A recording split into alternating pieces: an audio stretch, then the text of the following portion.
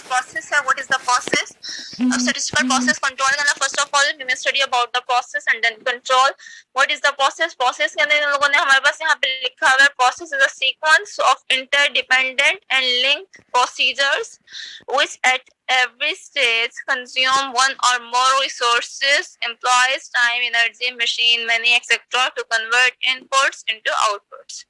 अब प्रोसेस को उन्होंने हमें क्या बोला कि प्रोसेस एक सीक्वेंस ऑफ स्टेप्स है, वो ऐसा सीक्वेंस ऑफ स्टेप है जिसके अंदर जो कि वो स्टेप्स जो कि एक दूसरे से इंटरकनेक्टेड होते हैं, इंटरलिंक्ड होते हैं और हर एक स्टेप दूसरे स्टेप से कनेक्टेड होता है. दे आर इंटरडिपेंडेंट, वो एक दूसरे के ऊपर डिपेंड कर रहे होते हैं. उसमें हम लोग अपने इनपुट्स लेते हैं टू गेट आउटपुट्स. ठीक है, हम वहां पर इनपुट्स दे रहे होते हैं अपने आउटपुट लेने के लिए. फॉर एग्जांपल कि हम लोग स्टडी करते हैं, हम लोग मेहनत करते हैं, हम असाइनमेंट्स देते हैं, हम लेक्चर्स लेते हैं, मिड्स देते हैं, फाइनल देते हैं. हम ये क्या है, हम यहाँ पर अपना इनपुट दे रहे हैं, हम लोग अपना टाइम लगा रहे हैं, मनी हम इस तरह से लगा रहे हैं जिस तरह कि हम अपनी फी सबमिट करवा रहे हैं.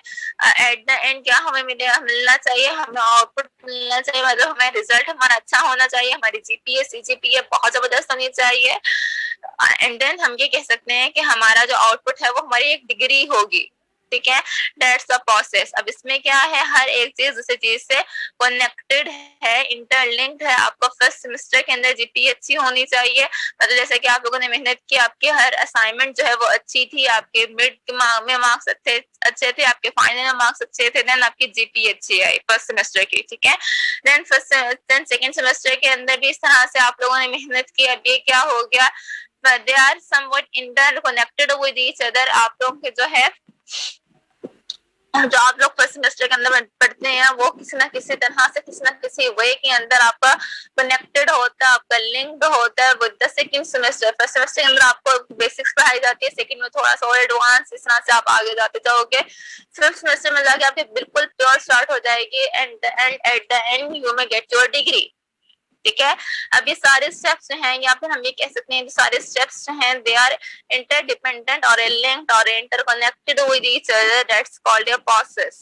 ठीक है, फिर प्रोसेस की डेफिनेशन एक और भी लिखी हुई है यहाँ पर. Process is a series of action or steps taken in order to achieve a particular role or purpose. वही बात कि अगर हम लोग यहाँ पर मेहनत कर रहे हैं, हम अपने असाइनमेंट्स दे रहे हैं, हम प्रेजेंटेशंस दे रहे हैं, हम मिड्स दे रहे हैं, फाइनल्स दे रहे हैं, हम फीस सबमिट करवा रहे हैं, हम टाइम दे रहे हैं अपना, हम अपनी एनर्जी सर्व कर रहे हैं to get a final degree.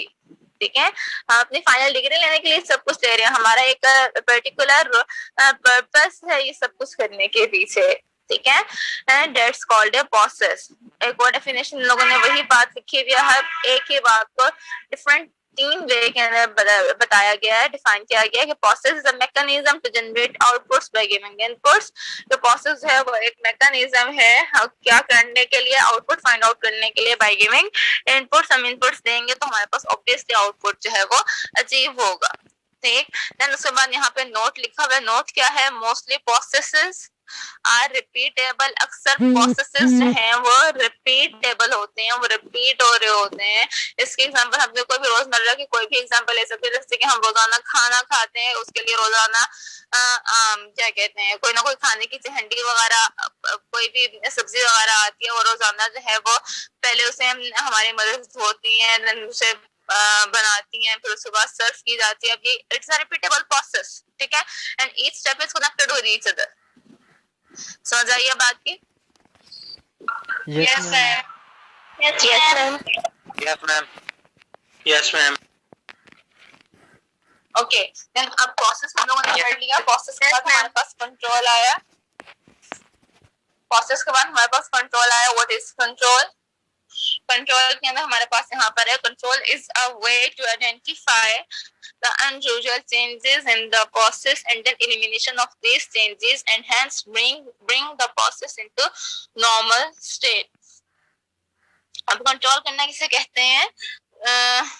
Control हम कहते हैं कि हम सबसे पहले आइडेंटिफाई करते हैं, हम सबसे पहले फाइंड आउट करते हैं what is the unusual changes in the process, what is the unusual things that occur in our steps, in our procedure. वो अनयूजुअल थिंग्स, वो अनएक्सेप्टेबल थिंग्स, वो चीजें जो कि हमारे प्रोसेस को ठीक से चलने नहीं दे रही होती हैं, जो कोई ना कोई मिस्टेक कर रही होती हैं, उनको पहले डिटेक्ट करना, देन उनको एलिमिनेट करना, डिलीट करना, खत्म करना, एंड देन अपने प्रोसेस को दोबारा से रन करना, दैट इज कॉल्ड कंट्रोल। ठीक है, जैसे कि हम लोग कहते हैं कि हम लोगों ने अगर जीपीए वाली एग्जांपल ली है तो इसमें हम लोग ये बात कर रहे होते हैं कि हम लोग अपने फर्स्ट सेमेस्टर के अंदर फर्स्ट करें, हम देखेंगे हमारा जीपीए बहुत जबरदस्त है, दैट इज 3.96। ठीक है, सेकंड सेमेस्टर के अंदर हम कहते हैं कि हमारा जीपीए आ गया 3.71, that is much more acceptable. ठीक है, देन उसके बाद हमारा जीपीए आ जाता है 3.2, देन फिर 3। अब ये क्या हो रहा है, ये अकॉर्डिंगली डिक्रीज होता जा रहा है। अब हम वहां पे अपनी वो देखेंगे कि हमारी क्या वजह बन रही है कि हमारा जो जीपीए जो है वो डिक्रीज हो रहा है।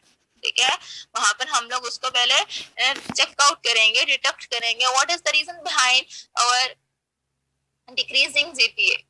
ठीक है, अब जो भी हमारी वो वजह होगी कि हम पढ़ नहीं रहे हैं, या फिर हमारे टीचर जो है वो हमें ठीक से नहीं पढ़ा रहे हैं, या फिर ऐसा कोई और प्रॉब्लम आ रहा है, हम पहले उसे डिटेक्ट करेंगे, देन उसको एलिमिनेट करने की कोशिश करेंगे ताकि हमारा जो जीपी है वो मेंटेन हो जाए। ठीक है, अगर वो मेंटेन नहीं होता तो वो थोड़ा सा जो है वो ठीक तो हो जाए, थोड़ा सा अच्छा तो आ जाए। देन फिर उसके बाद हम लोग जो है अब दोबारा से पढ़ेंगे, मतलब एक दफा हमने गौर से देखेंगे कि हमारा कहाँ पे कोई प्रॉब्लम आ रहा है, उसको हम डिटेक्ट करने के बाद हम उसे और अच्छे तरीके से मेहनत करेंगे, दोबारा से बढ़ेंगे हमारा अपना जीपीए को ठीक करने के लिए, दैट्स अ कंट्रोल। ठीक है, yes ma'am. Yes, ma'am. Yes, ma'am. Ma'am इसमें मोबाइल और चार्जर की एग्जांपल आ सकती है, मतलब हम मोबाइल को एज एन चार्जिंग इनपुट देते हैं और फिर वो हमें यूज करने के लिए एज आउटपुट देता है, और कंट्रोल्स में कि अगर चार्जर या मोबाइल में कोई मसला है तो मैं उसकी मेंटेनेंस वापस करें, मेंटेन करें उसे वापस और फिर यूज करें। सही हो सकती है। इसके एग्जाम्पल बिल्कुल सही एग्जाम्पल है, हम लोग चार्जर को इनपुट देते हैं, देन उसके बाद जो है बाद में हम लोग चेकआउट भी लाजमी करते हैं कि क्या या चार्जिंग हो रही है या फिर नहीं हो रही है। अगर चार्जिंग हमारे पास नहीं हो रही होती है फिर हम देखते हैं कि इसकी प्रॉब्लम तो नहीं है, इसके जो है ये क्या कहते हैं जो क्या केबल है वो ठीक से लगी हुई है या नहीं लगी हुई है।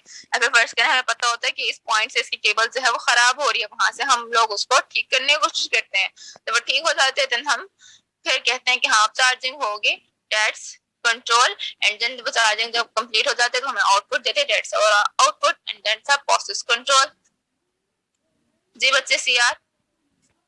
मैम इसी तरह जो प्रिंटिंग मशीन है उसमें हम कोई पेज रखते हैं, फिर उसमें इनपुट देते हैं कि इतनी पेज उसको प्रिंट करे, फिर वो हमें आउटपुट देता है। और इसी तरह अगर उसके कोई कंपोनेंट ख़राब हो जाए और हमें प्रिंटिंग अच्छी ना दे रहा हो तो फिर हम उसको डिटेक्ट करके डिलीट कर देते हैं, मतलब उसको कंपोनेंट को ठीक कर देते हैं। तो ये कंट्रोल हो गया उसके अंदर। जी बच्चे ठीक ऐसे ही है।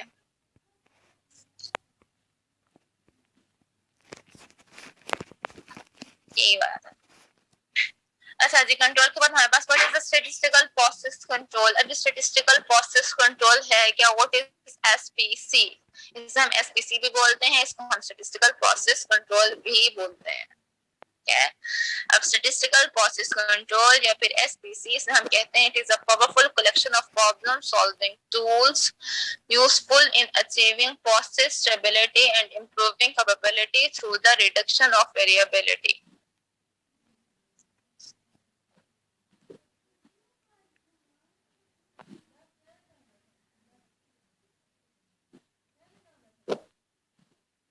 अब एसपीसी में क्या बोला हमारे पास उन्होंने, it is a powerful collection of problem solving tools.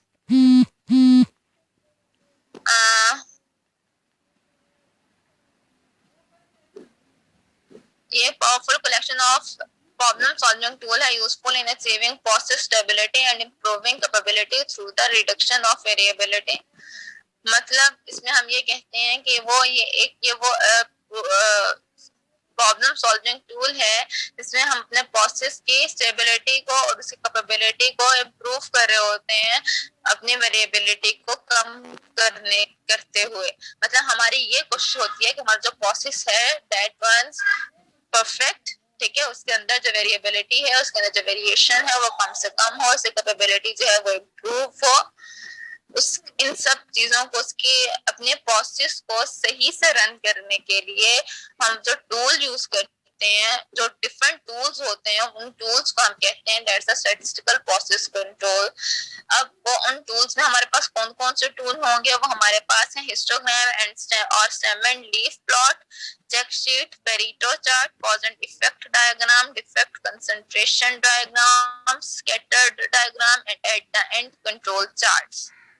ठीक है, हम लोगों का जो मेन फोकस है वो हमारे पास कंट्रोल चार्ट का फोकस है। आप लोगों के कोर्स आउटलाइन के अंदर कंट्रोल चार्ट को हमने फोकस करना है, कंट्रोल चार्ट को हमने पढ़ना है।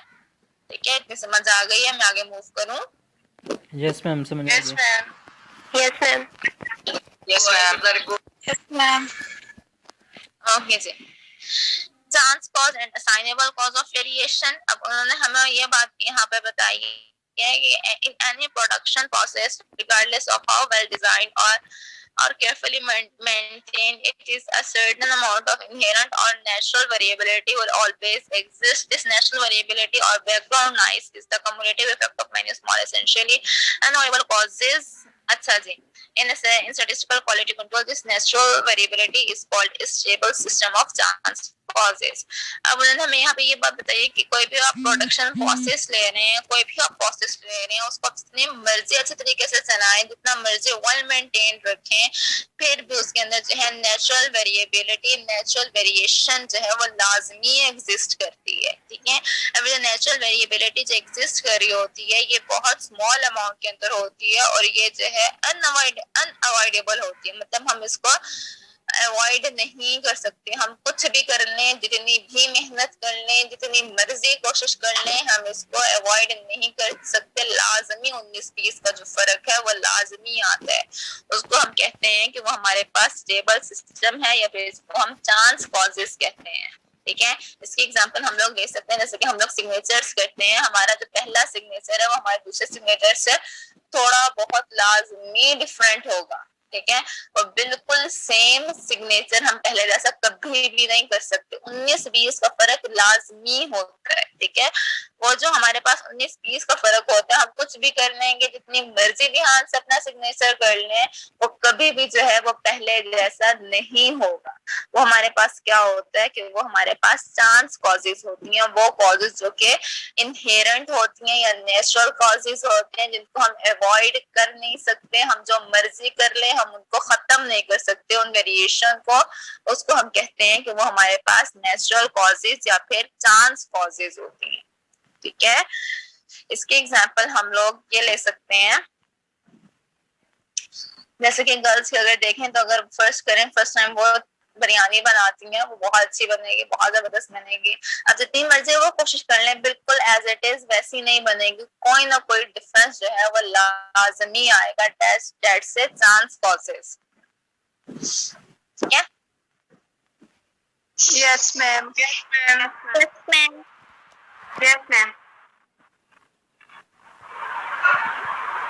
आगे मैंने बताया a process that is operating with only chance causes of variation is said to be statistically in control। वो process जो कि हमारे पास जो है सिर्फ और सिर्फ चांस कॉजेस की वजह से आता है, उसको हम कहते हैं कि वो हमारे पास स्टैटिस्टिकली इन कंट्रोल प्रोसेस है। मतलब वो जो हमारे पास जो चांस कॉजेज हैं वो हमारे पास वो इन द लिमिट्स आ रही होती हैं, वेरिएबल लिमिट्स के अंदर होती हैं, कि अगर वो अगर कर रही होती हैं तो कोई इशू नहीं होता। 19-20 के फर्क को हम लोग इग्नोर कर देते हैं, उसको हम कहते हैं कि वो हमारे पास इन कंट्रोल प्रोसेस है।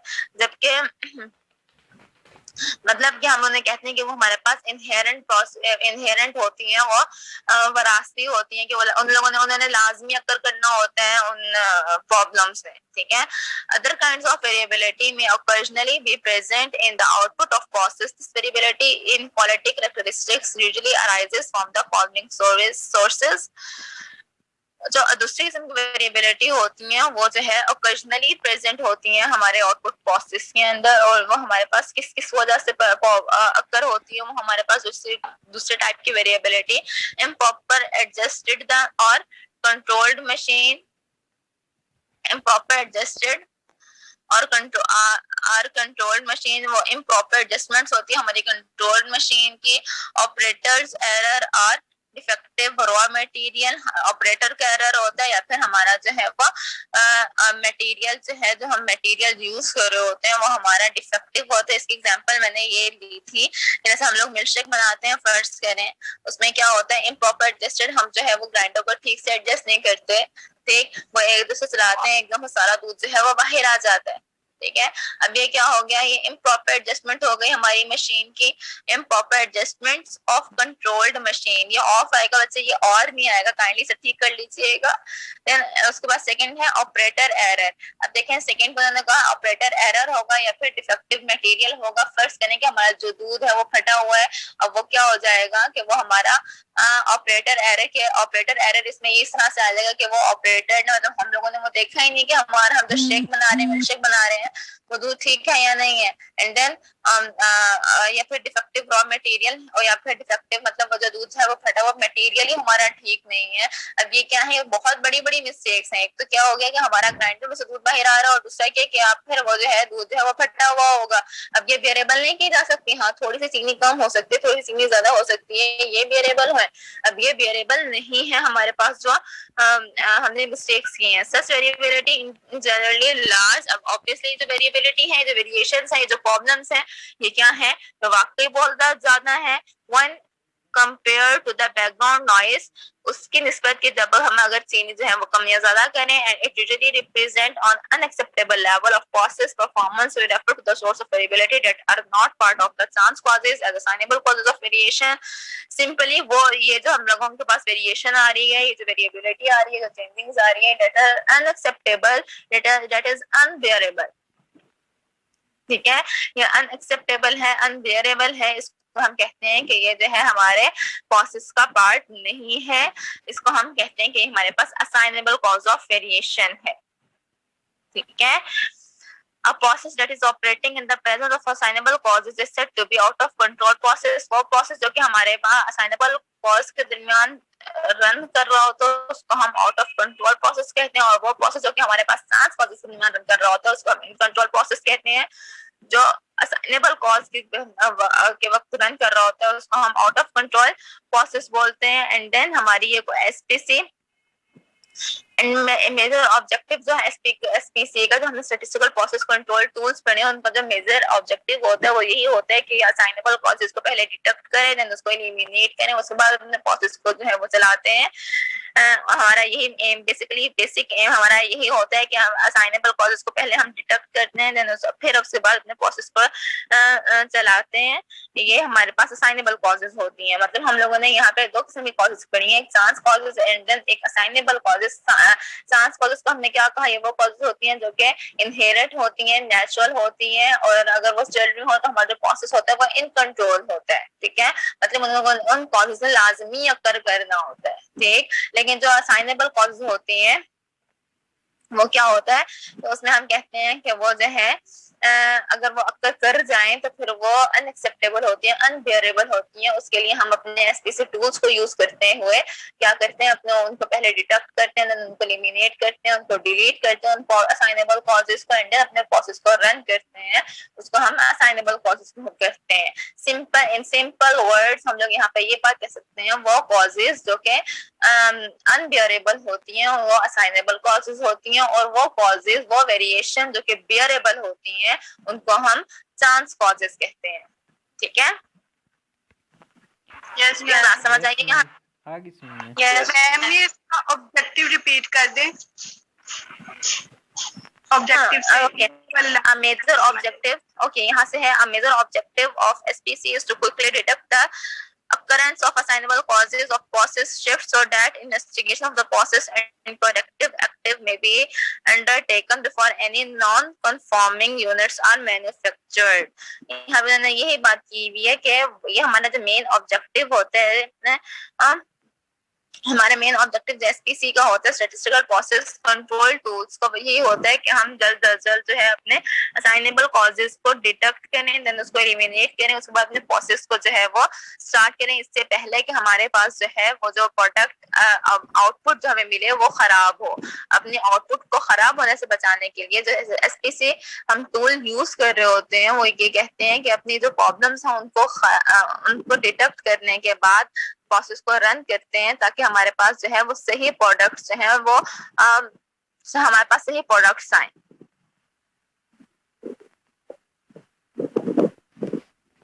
मतलब कि मैम ये हम लोग यूज करेंगे अपने प्रोसेस को स्टार्ट करने से पहले ये यूज कर लेंगे? नहीं, ड्यूरिंग द प्रोसेस हम यूज करते हैं। स्टैटिस्टिकल प्रोसेस कंट्रोल हम यूज करते हैं अपने ड्यूरिंग द प्रोसेस, हमारा प्रोसेस जो है वो चल रहा होता है।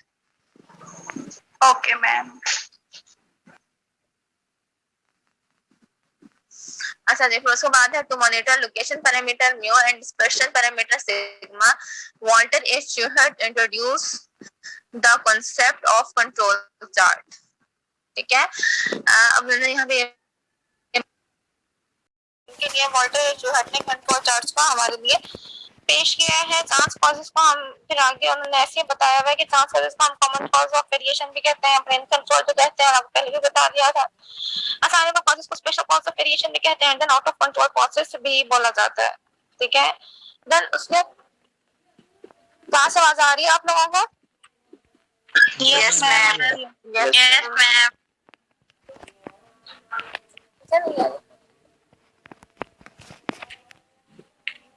Hello. Yes, ma'am. Yes, ma'am. Yes, ma'am. Yes, ma'am. Okay.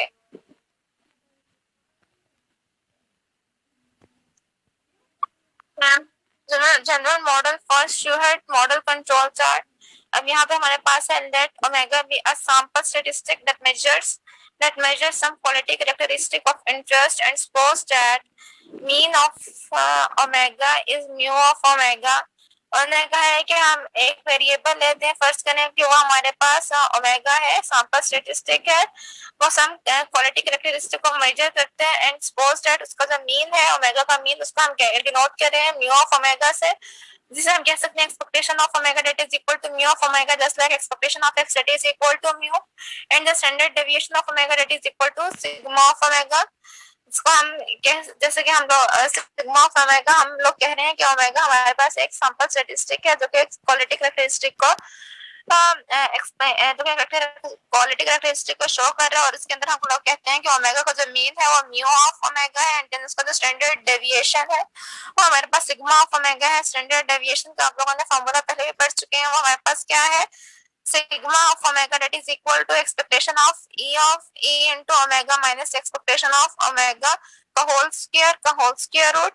ठीक है, and then the central line, the upper control limit and the lower control limit becomes, हमारे पास इस तरह से हमारे पास जो कंट्रोल लिमिट्स बनेंगी, जैसे कि स्पेसिफिकेशन लिमिट्स आप लोगों ने पढ़ी थी कि अपर स्पेसिफिकेशन लिमिट होती है, लोअर स्पेसिफिकेशन लिमिट होती है एंड देन सेंट्रल लिमिट होती है। इस तरह से हम लोग यहाँ पे कंट्रोल चार्ट से हमारे पास 3 लिमिट्स होती हैं, सेंट्रल लिमिट और central line, upper control limit and then lower control limit. Upper control limit हमारे पास वो क्या होती है, तो उसमें हम कहते हैं mean plus k and then standard deviation. Mean हमारे पास हम कहते हैं, यहाँ पे हम प्लस का साइन यूज करते हैं अपर कंट्रोल लिमिट के अंदर, एक्सपेक्टेशन ऑफ ओमेगा प्लस के हमारे पास ये कांस्टेंट वैल्यू होती है and then standard deviation of omega, जिसको हम कहते हैं mu of omega plus k and then sigma of omega. ठीक है, देन कंट्रोल लिमिट और सेंट्रल लिमिट जो है वो हमारे पास, सेंट्रल लिमिट क्या होती है, वो हमारे पास मीन होती है। मीन वैल्यू को बेसिकली हम लोग सेंट्रल लिमिट कह रहे होते हैं, वो हमारे पास होती है mu of omega and then lower control limit क्या होती है हमारे पास, expectation of omega minus k into standard deviation of omega, वो हमारे पास क्या हो गई कि mu of omega minus k and then sigma of omega.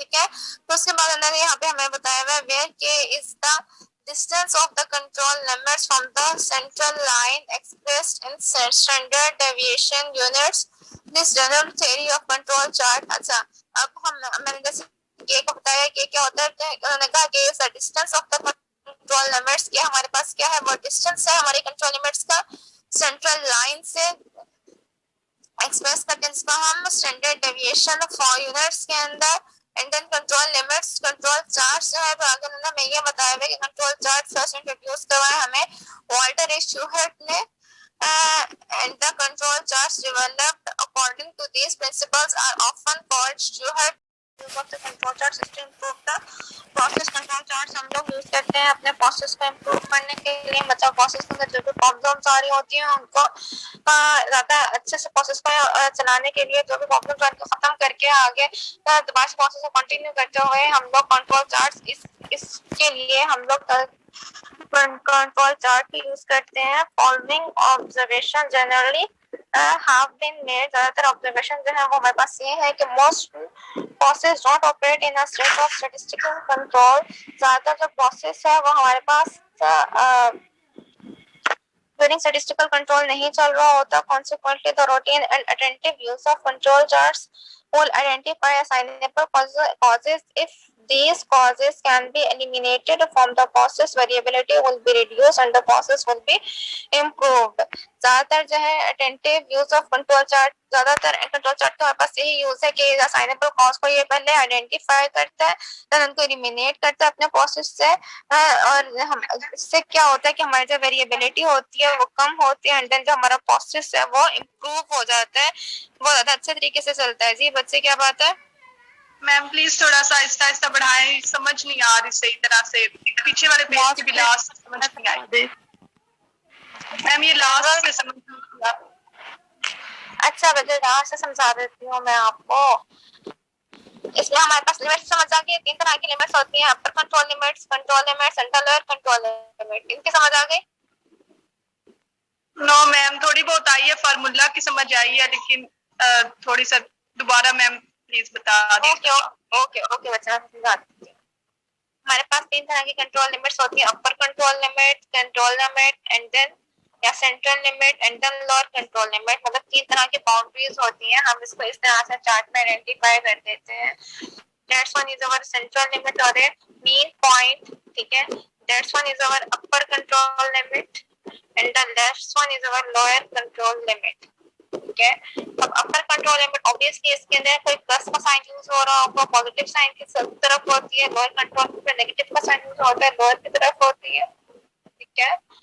अब इसके अंदर हमारे पास जो कंट्रोल लिमिट्स, उसके लिए हम लोगों ने जो कॉमन है वो हमारे पास क्या होती है, और यहाँ पे मैंने हमें ये दी गई है कि अपर कंट्रोल लिमिट ने कहा कि हमारे पास मीन प्लस के क्या है, that's our distance from the central line, ठीक है, plus k and then sigma of omega, sigma of omega, मतलब mean plus k and then standard deviation, ठीक है। ये अपर कंट्रोल लिमिट होगी। अपर कंट्रोल लिमिट में क्या होता है कि mean plus k and then standard deviation, then फिर सेंट्रल लाइन और central control limit. Control limit में हम ये फिर मीन लाइन, उसको हम लोग क्या होते हैं, हमारे पास न्यू होती है, मीन वैल्यू हम दे होते हैं सेंट्रल लाइन के अंदर, कंट्रोल लिमिट के अंदर, and the lower control limit वो क्या होती है, mean minus k and then sigma, mean minus k and then standard deviation, ये हमारे पास लोअर कंट्रोल लिमिट होती है। फिर हमने वही बात की कि क्या होता है, बेसिकली हमारे पास कांस्टेंट वैल्यू होती है, पर हम ये कहते हैं कि जो है वो डिस्टेंस होता है हमारी कंट्रोल लिमिट्स का सेंट्रल लाइन से। उसके बाद उन्होंने ये कहा कि हमारा जो कंट्रोल चार्ट है वो वॉल्टर ए शूहर्ट ने फर्स्ट टाइम इंट्रोड्यूस करवाया, इनको हम वॉल्टर ए शूहर्ट कंट्रोल चार्ट से भी बोलते हैं। The most important use of, अच्छा ज्यादातर इम्पोर्टेंट यूज क्या है कंट्रोल चार्ट का, वो हमारे पास कंट्रोल चार्ट के इम्पोर्टेंट यूज जो है वो ये है, ये 3 स्टेप्स में हमें कंट्रोल चार्ट के यूज बताए गए हैं। फर्स्ट ऑफ ऑल उन्होंने क्या कहा कि process not operate in a state of, हम कंट्रोल चार्ट को यूज करते हैं अपने प्रोसेस की स्टेबिलिटी के लिए। देन कौन से हम लोग ज्यादातर ये कहते हैं, ज्यादातर कंट्रोल चार्ट का यूजेस जो है वो सेकंड पॉइंट में लिखा हुआ है, वो ये है कि हम with the help of control charts हम अपने असाइनेबल कॉजेस को डिटेक्ट करते हैं, असाइनेबल कॉजेस को देखते हैं कि हमारे पास असाइनेबल कॉजेस क्या आ रही हैं। देन असाइनेबल कॉजेस को डिटेक्ट करने के बाद उनको फिर हम लोग एलिमिनेट करते हैं, उनको खत्म करते हैं। किस लिए खत्म करते हैं, अपने प्रोसेस से, ताकि हमारे जो प्रोसेस के अंदर जो वेरिएबिलिटी आ रही है, जो वेरिएशन आ रही है, जो डिफरेंस आ रहे हैं, वो कम से कम हो और जो हमारा प्रोसेस है वो इम्प्रूव हो जाए, ठीक है। अगर हमारे प्रोसेस के अंदर जो है जितनी कम गलतियां होंगी उतना हमारा प्रोसेस सही से चलेगा एंड एट द एंड जो है हमारे पास जो है वो जो प्रोडक्ट है वो ज्यादा अच्छी हम गेन कर सकेंगे, हमारा और जो आउटपुट होगा वो बहुत ज्यादा अच्छा होगा। ठीक है। थर्ड वन जो पॉइंट है, थर्ड वन पॉइंट क्या है हमारे पास, the control chart will only detect assignable causes. जो कंट्रोल चार्ट्स हैं वो सिर्फ और सिर्फ असाइनेबल कॉजेज को डिटेक्ट करते हैं, वो नेचुरल वेरिएशन को, कॉमन कॉजेज को डिटेक्ट नहीं करते। ठीक है। अब इसकी एग्जांपल हम लोग ऐसे ले सकते हैं कि हमारे पास जो है इस तरह से हमारे पास कंट्रोल चार्ट होगा और हमें कैसे पता चलेगा कि आउट ऑफ कंट्रोल जा रहा है, प्रोसेस इन कंट्रोल जा रहा है। हम कहते हैं कि हमारे पास ये सेंट्रल लाइन है, कंट्रोल लिमिट है, हमारे पास अपर कंट्रोल लिमिट है and the last one is और दोबारा से बनाती हूँ, सॉरी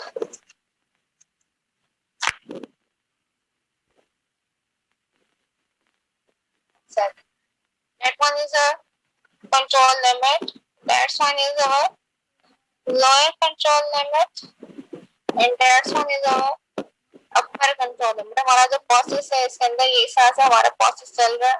ठीक है। ये वेरिएशंस आ रही है उसके अंदर। हम कहते हैं कि अगर हमारा जो पॉइंट है ये अपर कंट्रोल लिमिट से एक्सीड कर जाए, अपर कंट्रोल लिमिट के बाहर चला जाए, तो क्या हो जाएगा, वो आउट ऑफ कंट्रोल हो जाएगा। ठीक है। जैसे ये असाइनेबल कॉज होगी तो आउट ऑफ कंट्रोल जाएगा ना, या फिर हमारा जो प्रोसेस है वो लोअर कंट्रोल लिमिट के नीचे आ जाए। ठीक है। 2 पॉइंट्स आ गए तो मतलब ये जो है ये असाइनेबल कॉजेस की वजह से आए। असाइनेबल कॉज क्या होती है, जो कि अनपेयरेबल होते हैं, जो कि हमारे प्रोसेस को आउट ऑफ कंट्रोल ले जाती है। अभी हम लोगों ने chance causes and assignable causes को बढ़ाते हैं, हम लोगों ने यही बात की थी। तो चांस कॉजेस होती हैं वो विद द लिमिट्स रहती हैं, वो इन कंट्रोल प्रोसेस होते हैं। ठीक है। अब देखिए यहाँ पे वेरिएशन अक्कर कर रही है। ठीक है। लेकिन यहाँ पर क्या है, हमारे पास वेरिएशन जो है वो कर रही है, लेकिन हमारा जो प्रोसेस है वो आउट ऑफ कंट्रोल कब किया, क्या हो गया कि अगर असाइनेबल कॉजेज आई है तो उसका जो हमारा प्रोसेस जो है वो आउट ऑफ कंट्रोल चला जाता है। क्या उसको हम कहते हैं कि वो हमारे पास जो है वो असाइनेबल कॉजेज की वजह से ऐसा हुआ है।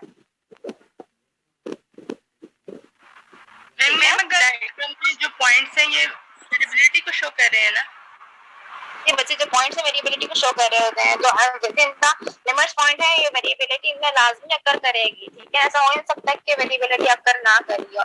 अगर सेम सीक्वेंस इवन तो बच्चे अगर आप आगे जाके पढ़ेंगे तो सेम सीक्वेंस के साथ भी पॉइंट्स अकर कर रहे हैं, मतलब कांस्टेंट जो बिहेवियर शो कर रहे हैं, तो फिर भी हमें अपने पास कहते हैं कि वो आउट ऑफ कंट्रोल है, रादर देन कि हमारे जो वो पॉइंट्स आ रहे हैं वो जितना लिमिट्स आ रहे हैं, क्योंकि वो एक सीक्वेंस शो कर रहे हैं, वो एक ही पैटर्न पे चल रहे हैं। कोई ना कोई प्रॉब्लम होगी ना कि वो एक ही पैटर्न पे चल रहे हैं, उनके अंदर कोई ना कोई वेरिएबिलिटी लाजमी करनी चाहिए। अगर आपका किसी का लिंक हो बैंक से, तो आप देखिएगा कि अगर आप अपना कोई चेक इशू करवाने के लिए जाते हैं, आप अपने सिग्नेचर्स करते हैं, वो लाजमी वेरीफाई करते हैं कि क्या जो आपके पहले सिग्नेचर्स किए हैं बिल्कुल उस जैसे तो नहीं है। अगर आप कॉपी कर रहे हैं तो आपके बिल्कुल सेम एज इट इज होंगे, लेकिन अगर आप खुद से कर रहे हैं, आपके खुद के सिग्नेचर तो कोई ना कोई 19 पेज का फर्क लाजमी आएगा। ठीक है। 19 पेज का फर्क होगा तो वो आपको आगे आपको प्रोसेस कंटिन्यू करेंगे, अगर नहीं आपको कोई फर्क होगा सेम एज इट इज। अक्सर जो कॉपी कर रहे होते हैं ना सिग्नेचर्स, उनका सेम एज इट इज वैसे सिग्नेचर्स कर रहे होते हैं, जरा सा भी डिफरेंस नहीं होता। तो फिर वहां पे वो कहते हैं कि नहीं यहाँ पे तो कोई प्रॉब्लम चल रही है, ये कोई प्रॉब्लम है, ये वो बंदा नहीं है।